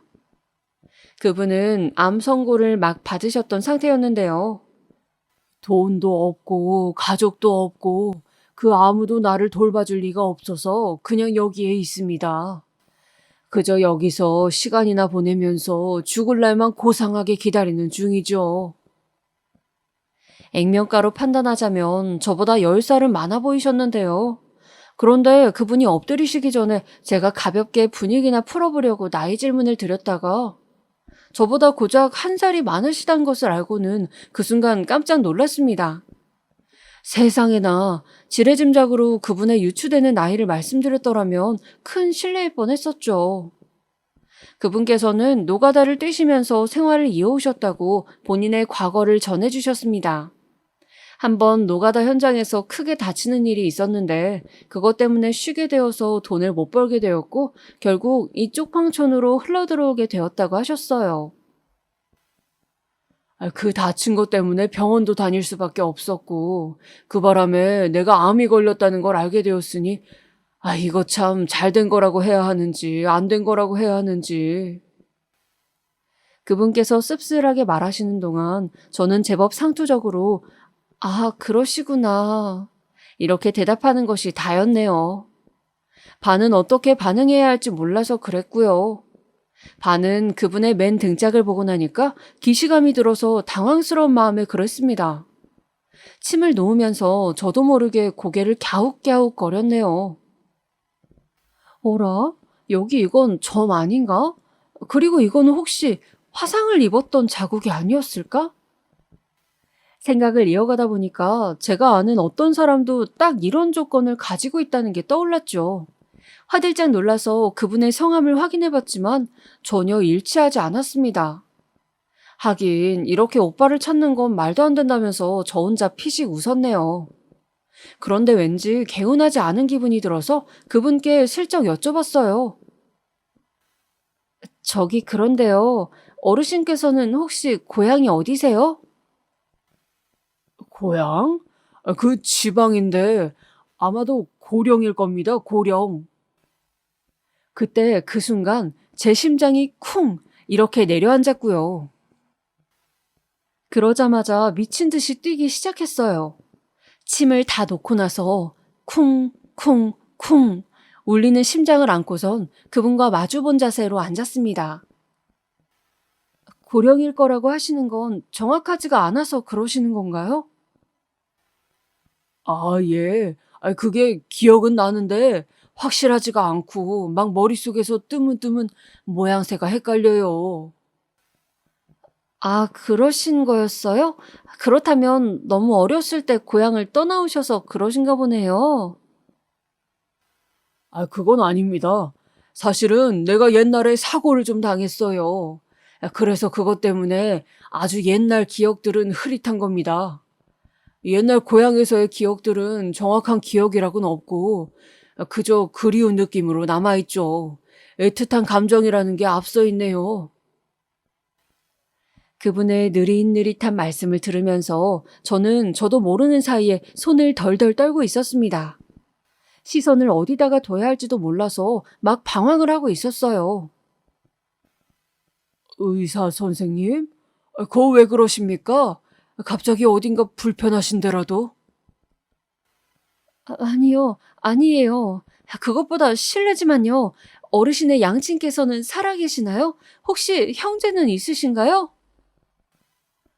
아휴, 그런 거 저에게는 없습니다. 그분의 한숨 섞인 대답에 저는 실망인지 뭔지 모를 기분으로 멍하게 있었습니다. 그런데 다음 순간 그분이 잠시 뜸을 들이시다가 이렇게 말씀하시는 것이 아니겠어요? 의사 선생님, 저는 말입니다. 아주 어렸을 적에 가족을 잃어버렸고 그대로 딴 집에 갔다가 거기서 사고를 당하고 말았어요. 좀 다쳤었는데 그런 저를 그 집에서는 고아원에 갖다 버렸습니다. 저는 그 집 사람들이 고아원에다가 적어준 인적 사항대로 그저 살아왔죠. 저는 요동치는 심장을 안고 두 주먹을 불끈 쥔 채로 그분께 제가 품고만 의심, 그 생각을 전달드렸습니다. 어르신, 부탁드리는 것은 우선 제가 드리는 말씀을 이상하게 듣지 말아주세요. 예? 뭘 이상하게 듣지 말라는 겁니까? 저는 아주 어렸을 적에 제 친오빠를 잃어버렸습니다. 제 고향은 경북 고령이에요. 내내 기운 없이 계셨던 그분께서 그 순간 처음으로 놀란 표정을 지어 보이셨어요. 고령, 시골 마을, 시골집에서 태어나 자랐습니다. 저는 친척집에 가기 위해서 여기 서울에 올라왔었다가 친오빠를 잃어버렸습니다. 실종 위치는 서울역이었어요. 그 후로 온 가족이 다 찾아다녔지만 두 번 다시는 친오빠를 만날 수 없었습니다. 지금까지도요. 저런 아주 안 된 일을 겪으셨군요. 제 친오빠의 등에는 태어났을 때부터 있었던 커다란 점, 그리고 겨울에 입었던 화상 자국이 허리에 있었습니다. 그분께서 깜짝 놀란 눈을 크게 뜨시더라고요. 그때부터 그분의 안색이 눈에 띄게 변하기 시작했습니다. 저는 침착하게 말을 이었어요. 어르신, 정말 혹시 옛날에 여동생이 있지는 않으셨나요? 아유, 그게 사실은 저에게 여동생이 있었던 것 같다고 제가 살면서 생각을 하긴 했었습니다. 그런데 제 밑으로 분명 하나가 아니라 둘이 있었던 것 같은데. 예? 동생이 둘이었다는 말씀이신가요? 아유, 예. 실망을 안겨드렸다면 괜히 죄송하군요. 왜냐하면 저의 그 흐릿한 기억 속에서 어린 나의 뒤를 졸졸 따라오는 아이가 두 명이었거든요. 기억을 떠올려 볼 때마다 항상 말입니다. 어김없이 두 명이었어요. 그러니 동네 아이가 아니라 친동생들이었겠죠. 하나는 여자애, 하나는 남자애였던 것 같습니다. 저는 그때 머리가 띵 하면서 어지러워졌고 눈에서는 불가항력적으로 눈물이 흘러나왔습니다. 그런 저를 보면서 당황하신 그분께 저는 다짜고짜 이렇게 외치고 말았습니다. 어르신이 아무래도 제 잃어버린 오빠 같아요. 오빠, 나 진짜 미치겠네. 오빠, 뭔가 더 기억나는 거 없어? 어? 오빠가 내 오빠인 것 같다고. 나 모르겠어? 떠올려봐. 예? 아니, 그게 무슨, 선생님이 어떻게 제 동생이란 말입니까? 여기 명찰 보면 선생님은 이 씨인데. 오빠가 왜 최 씨야? 오빠는 최 씨 아니야. 이 씨라고. 오빠 이름 이태균. 한의사로 탄탄대로를 걸어오며 엘리트적인 면모를 뽐냈던 저는 그 순간 온데간데 없었습니다. 친오빠를 잃어버렸던 그때의 어린아이처럼 이성적이지 못했습니다. 이관석, 박분이의 아들, 우리 집 장남 이태균. 뭐? 이관석? 박분이? 제가 내뱉은 부모님의 성함을 중얼거리시는 동안 그분의 눈에는 어느새 그렁그렁 눈물이 맺혀 있었습니다. 지난 세월의 고된 흔적이 고스란히 남아있는 그 얼굴, 검은 그 얼굴을 보면서 저는 원통함에 가슴을 쳤습니다. 저의 기억 속에 저장된 모습과는 조금도 어우러지지 않았지만 모든 정황과 그리고 본능이 외치고 있었습니다. 이 사람은 나의 오빠라고 말입니다. 일본에 있던 남동생이 총알같이 날아왔어요. 얼마나 급했는지 자기 식구들 아무도 안 데리고 혼자서 가장 빠른 비행기를 타고 한국에 들어왔습니다. 누나 몰래 우리 둘이서만 설이 나갔던 거 기억해? 나는 그게 잊혀지지가 않아. 내가 띨박이어서 기억력도 안 좋았고 어릴 때 맹하고 정말 바보였는데 그게 안 잊혀진다. 안 잊혀져. 형이 담벼락에 올라가서 감나무 타다가 감도 따줬었잖아. 나만 먹으라고. 그거 깨끗이 문질러 닦아다가 나한테 줬었잖아. 그게 기억 안 나? 남동생이 여러 가지를 말하는 내내 가만히 멈춰 있었던 고요히 가라앉았던 눈동자가 저희를 똑바로 바라보았고 이내 이런 말을 저와 남동생은 들을 수 있었습니다. 초록색 대문, 감나무, 그 집 뒤편으로는 물이 졸졸 흐르던 개울가. 겨울이면 다 얼어붙었었지. 그 넓은 곳이 전부 우리네 놀이터. 무서워서 피해 다녔던 까만색 들개 한 마리, 지피며 풀을 엮어다가 만들었던 목걸이. 오빠 맞아. 오빠가 목걸이를 만들어주면 나랑 얘가 그거 목에 걸고선 박수치면서 노래 불렀었잖아. 제가 놀라서 외쳤을 때 이미 남동생은 엉엉 울고 있었습니다. 믿을 수 없단 눈빛으로 저희 둘을 번갈아서 보던 오빠. 저희가 그토록 재회를 기도했던 친오빠는 이내 울음을 터뜨리며 양팔을 벌리곤 저희를 동시에 끌어안아 주었습니다. 이게 다 무슨 일이냐? 이런 일이 어떻게 일어난단 것이야? 너희들 잘 살았니? 살면서 아픈 데는 없었니?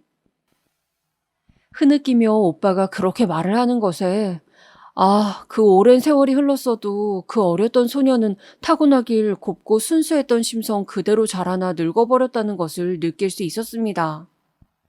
누가 누굴 걱정한단 말입니까? 오빠의 꼴이 그 모양이었는데요. 저와 남동생은 지난 세월을 통탄하며 계속해서 오빠의 얼굴을 확인해댔습니다. 사람의 기억이란 가지 하나가 흔들리면 나머지가 닳아서 흔들리는 나무와도 같다고 합니다. 오랜 세월 봉인되어 있던 기억이 흘러나오기 시작했고 오빠는 머리를 감싸준 채로 오열하였습니다. 아버지, 어머니, 이 불효자를 용서하지 마십시오. 이미 두 분께서는 모두 돌아가셨다는 사실에 오빠는 기가 막혀하였고 가슴 깊이 슬퍼하였습니다. 고향 땅에 묻히신 두 분을 저희 남매 셋이서 뵙고 왔어요. 이런 천벌받을, 어떻게 남의 집 멀쩡한 자식을 데려갈 생각을 했지? 게다가 사고가 나니까 고아원에 가져다 버려. 돌아가신 후에야 잃어버렸던 장남을 만나신 부모님. 그 광경을 보며 남동생은 크게 분개하였습니다. 오빠는 아주 정확하게 기억은 안 나지만 서울역에서 길을 잃고 헤매는 어린아이를 봤었대요. 실종되었던 그날의 말입니다. 아주 어린아이가 혼자서 울고 있는 것을 발견하고선 오빠는 그 어린아이에게 달려갔었대요. 워낙 동생들에게 다정했던 사람이었으니 어린아이를 무시할 수 없었나 봅니다. 그 어린아이의 손을 잡고 그 부모를 찾아서 헤맸다고 합니다. 서울역 밖까지 나가버렸는데 어쨌든 그 어린아이는 오빠가 애써준 덕분에 자기 부모를 찾았다고 해요. 하지만 저희 오빠는 그 순간부터 막막해졌던 것이죠. 시골 소녀는 그제야 서울역의 모든 광경이 무섭고 거대하게만 느껴졌던 것입니다. 그런데 자기들이랑 같이 가자면서 가족을 찾는 것을 도와주겠다는 중년 부부가 다가왔었다고 해요. 오빠에게 얼른 손을 내밀면서 얼른 같이 가자고 채근을 했다고 합니다. 막막했던 오빠는 그 손길을 잡아버렸고 믿음으로 따라갔어요. 하지만 그 이후는 비극의 연속이었죠. 계속해서 꼬이기만 했던 게 오빠의 인생이었습니다. 심지어 선의를 베풀었다가 사기인 각으로 돌려받은 적도 있었고 돈을 떼먹힌 적도 수차례였대요. 이제라도 오빠를 찾았으니 지나간 날들을 아쉬워하며 아까워하고 화내지 않을래. 저는 오빠를 다시 만난 이후로 조금도 아까운 시간을 보내지 않고자 했습니다. 곧바로 오빠를 병원에 입원시켰어요. 이때 제가 아는 모든 인맥을 총동원하느라 진이 빠졌었네요. 오빠는 간암 환자였습니다. 그래서 얼굴빛이 유독 안 좋았던 것이었어요. 바로 저희 친가 쪽의 내력이었습니다. 아직 희망이 있다는 병원 측의 소견을 듣고 저희는 끝에 끝까지 가보기로 하였어요. 저희에게 포기란 없었습니다. 그리고 남동생이 오빠에게 간 이식을 해주기로 결정을 마쳤습니다. 이 기적을, 애써 힘들게 찾아온 기적을 내가 놓치면 안 되는데 내가 워낙 못난 사람이라 망쳐버리면 어떡하나 그 생각으로 정말 미칠 것만 같다. 수술하기 전에 오빠는 그렇게나 울었습니다. 막상 남동생은 아주 씩씩했고 의연했어요. 저는 간절하게 기도하였습니다. 평소에는 나약했던 신앙심이 그때만큼은 엄청나게 살아났죠. 제발 우리 남매가 다시 셋이 되어 살아갈 수 있게 해달라고, 이 고비를 넘기게 해달라고 눈물로 기도를 했습니다. 돌아가신 부모님들을 향해서도 하늘에서 우리들을 지켜보고 도와달라고 간절한 부탁을 드렸어요. 우리가 이렇게 다시 모일 것을 알고 그거 다 내다보시고 나한테 그런 유언을 남기셨던 거였죠? 그러니까 도와주세요. 오빠가 어머니 곁으로 지금 가지 않도록. 간절하고도 간절한 기도가 수술 당일날에도 그 다음 날에도 멈추지 않고 이어졌습니다. 눈물로 호소했던 그 이후로 세월이 흘렀습니다. 어떻게 되었을까요? 저희 삼남매는 모두 잘 살고 있습니다. 극적인 사연을 지닌 저희 오빠는 집안에서 인기인이었고요. 최고 슈퍼스타예요. 남동생은 영웅으로 추대되고 있답니다. 저희 딸이 결혼을 했는데 결혼식 날에도 저희 오빠가 얼마나 멋지고 번듯한 신사였는지 몰라요. 쪽방촌에서 봤었을 때는 진짜 엄청 늙어 보이고 솔직히 꼴이 말도 못했었는데 건강 회복하고 나서 사는 환경이 달라지다 보니까 이제는 완전히 딴 사람이 되었어요. 놀라운 건 오빠의 얼굴에서 저희 돌아가신 어머니의 모습이 얼핏 보인다는 거예요. 이래서 시도두금 못한다고 하나 봅니다. 오빠는 반쯤은 취미 생활로다가 커피 내리는 바리스타 수업을 들었었는데요. 2급을 따더니 그 후로 1급을 땄고요. 진지하게 커피에 관심을 가지더라고요. 카페 창업을 준비하다가 코로나 터져서 천운으로 딱 미룰 수 있었어요. 바로 얼마 전에 작은 카페를 오픈하였습니다. 형은 돈 안 벌어도 되니까 장사 그냥 쉬엄쉬엄 해버려. 할 거 없으니까 가게 나가서 있는다 이렇게 생각을 하라고. 형수님이 부자신데 그까지 장사 되거나 말거나 무슨 상관이고 걱정이야. 개업 전날 가족들끼리 모였는데 남동생이 그런 소리를 내서 저희가 다 얼마나 웃었는지 몰라요. 오빠는 그 사이에서 얼마나 멋쩍어 하던지요. 다시 저희의 곁으로 돌아온 이후 오빠는 새로운 인연 또한 만났습니다. 정말 신기한 게 뭔 줄 아시나요? 오빠가 맞이한 인연, 그분은 제 한의원의 환자로 내원하셨던 분이셨습니다. 한번 결혼 생활 실패를 겪으시고 우울증에 걸리셨다가 마음뿐만 아니라 몸까지 아파지셨던 분이셨고 저도 참 마음이 쓰였던 분이셨어요. 그런데 어쩌다 보니 인연이 그렇게 흘러갔어요. 설마 하니 오빠랑 엮여버릴 줄은 꿈에도 몰랐네요. 너무너무 좋으신 분이고요. 오빠랑도 잘 어울리는 한 쌍입니다. 서로의 내면을 잘 보듬어주면서 사이좋게 지내는 부부라서 다른 가족들의 원성을 사고 있어요. 너무 그림같이 이상적으로 지내서 다른 사람들을 못나 보이게 만든다고 말이죠. 물론 농담입니다. 오빠는 지금 억울하고 고되었던 세월은 모두 다 잊은 사람처럼 행복하고 얼굴에 그늘 하나 없는 모습으로 지내고 있어요. 저랑 남동생을 잘 챙기는 것은 물론이에요. 저나 남동생이나 사실 남부러울 것 없이 각자의 위치에서 어느 정도 성공을 거뒀다고 자부하는 사람들이거든요. 그러다 보니까 자립심이나 개인 능력도 뛰어난 편이고요. 그런데 참 신기하죠? 오빠를 찾고 난 이후로 저희는 당연히 저희가 오빠를 앞으로 보살펴주고 부양할 생각만 하고 있었어요. 하지만 결과는 정반대였습니다. 저희가 오빠한테 전적으로 의지하고 있는 모양새가 되어버렸어요. 이래서 괜히 첫째가 아닌가 봐요. 정신적으로 의지할 때가 있으니 위안이 되고요. 남한테 꺼내지 못할 속내도 오빠한테는 편하게 털어놓게 되더라고요. 남동생도 마찬가지래요. 아무리 저랑 괜찮게 지내는 사이의 남매였다곤 해도 여자, 남자 차이가 있어서 그건 어쩔 수 없었거든요. 그런데 오빠랑은 둘이서 남자끼리 통하는 무언가가 있나 봅니다. 저만 빼놓고 가끔 둘이서 낚시 여행 다니는데 보기 좋으면서도 괜히 눈꼴 시렵고 웃음도 나고 여러 가지 기분이 들어요. 이게 피로 이어진 사이라는 거겠죠? 일찍 가신 부모님을 위해서라도 저희 삼남매는 남은 시간들을 알차고 행복하게 늘 최선을 다해 살아가려고 합니다. 남매 간의 우애가 상할 일은 아무래도 영영 없을 것 같죠. 저희 생각도 그래요. 사연에 빠지다를 늘 보기만 하다가 갑자기 뭔 바람이 들어서 사연을 적어보았는데 소개가 된다면 정말 떨릴 것 같네요. 만약 사연에 빠지다에 이 사연이 올라온다면 제가 가족들한테 이걸 공유를 해야 할까요? 아니면 저만 간직하고 말아야 할까요? 가족들한테 알린다고 생각을 하니 민망하고 부끄럽기도 하네요. 아무한테도 말 안 하고 저 혼자 슬쩍 적는 거라서요. 어찌되었든 사연에 빠지다에 계신 모든 분들에게도 좋은 일들이 가득하길 빌어봅니다. 사람 사는 모양 너무 다양하잖아요. 한 사람 한 사람 그 인생을 들여다보면 역사가 아닌 인생이란 없는 것 같습니다. 우리 모두 역사를 쓰고 있는 사람들이에요. 자부심을 가지고 내일도 살아가십시다.